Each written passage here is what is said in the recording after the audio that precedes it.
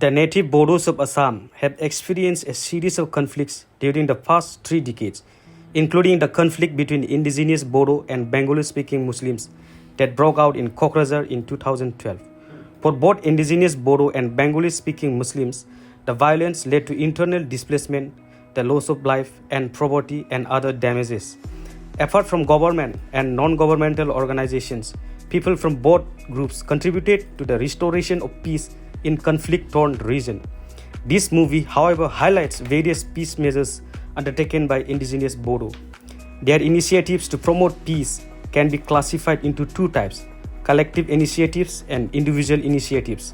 Common places such as markets, government offices, agricultural fields, hospitals, etc. played an important role in bringing them.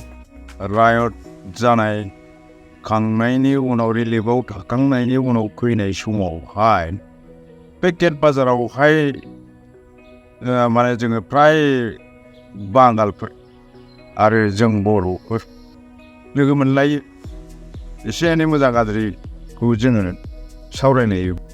गिबियावनो बिसोरो जोंनि गामिनि दुब्लिबारियावहाय माने मोसौ गुमफैदों आरोना, ओमफ्राय जों गामिनि मानसिफ्राबो बिदिनो बेहायनो लोगो मोनलायहैदों आरोना मोसौ गुमनायनि थ्रुयैनो, ओमफ्राय सिनाय जाना नालाय उनाव रायलायनाय जाबाय आरो बेनिफ्रायनो जोङो बै दावरावनि उनावहाय बिसोरखौ लेंहरग्रोनाय जादों आरोना, ओमफ्राय बिसोरबो फैदों, अबजेक्सन खालामाखै जेबो, माने लासैनो बेबायदि दावरावाबो खमायखाबायमोन नालाय बेनिखायनो जेबो मोनाखै, गियालाबासिनो जोंनि लेंहरनायावबो फैदों आरो। फुटबल फिल्ड हिसाबै जोंहा गोमोगिलि एरियायावनो दङ, दा बेवहाय जोङो खौसे गोरोबलायनायनि गेजेरजों हारि नाथि बासियालासिनो मुस्लिमनि बर'जों जों एना एनि गैयाजासे खौसेयै गेलेनानै बबावबा लिग गेलेनांगौ, बबावबा क्लाबनि गेजेरजों गेलेनांगौ, जों बेवहाय ज' मेनेज खालामलायनानै बर' आरो मुस्लिमनि गेजेरावहाय प्लेयार बुथुमलायनानै माने कम्पिटिसनावहाय जोङो बाहागो लायो।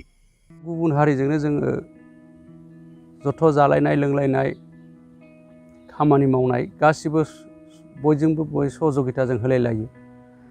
जोङो जोंनि गथ'फ्रा बर' रोंनानै उन्दैनिफ्रायनो राजबंशी भाषाखौ मुस्लिम भाषाखौबो रोंजोबो, मानोना बेरेफुं जाबानो बिसोरनो फैयो, जोंनाव फैयो मावनाय दांनाय आरो जोंनि माइ गायनायफोरखौनो मुस्लिमफोरनोनो जोङो आदि होयो।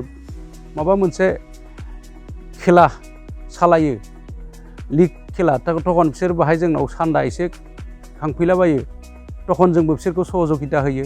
ईद पार्पसावबो बिसोर आजिखालि दाना माबा खालायबाय, फांसन खालायनाय आराम्भ खालायबाय।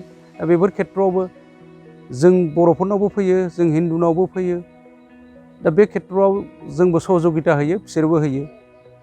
जुग जुग जालांबाय बिसोर आं हाबा जानायनि बोसोरसे बोसोरनैनि उननिफ्रायनो आंनि न'आव साफिनानै खुरमा बानायनानै गारि मैसो लाबोनानै थाफैदों, आं दोनदों।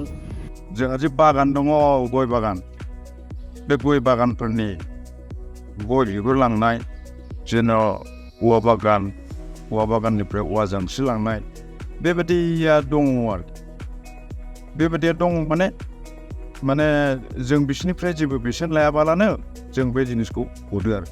Collective peace-making efforts were also made by indigenous Bodo, such as not spreading false information that might disturb peace, allowing Muslims and people from other communities to visit and work in Bodo villages, allowing Muslims to graze their animals in grazing grounds in Bodo villages, allowing members of the community to work with Muslims, leasing land to Muslims, and so on. The Bodos' effort to promote peace yielded many fruitful results. The situation has much improved now. Muslims can travel to Bodo villages and vice versa. For instance, Bodos go to Muslim-dominated villages to collect frogs, and Muslims visit Bodo villages to work in their agricultural land, do businesses related to areca nut, bamboo, and so on. Bodos and Muslims are also working together in fields such as bamboo, borewell, fish, areca nut, etc. आगोलनि परिबेसा सफैफिनबाय, आंनि फारसे बहुद सहाय खालामो, नायफैयो, लोमजानाय साजानाय थाखा फैसा गैयाबाबो बेफोरबाबो होफैयो, बय सुद बुद खुनु इन्टारेस्ट गैया, ओरैनो होफैयो गावनि बिदा फंबाय बायदिनो।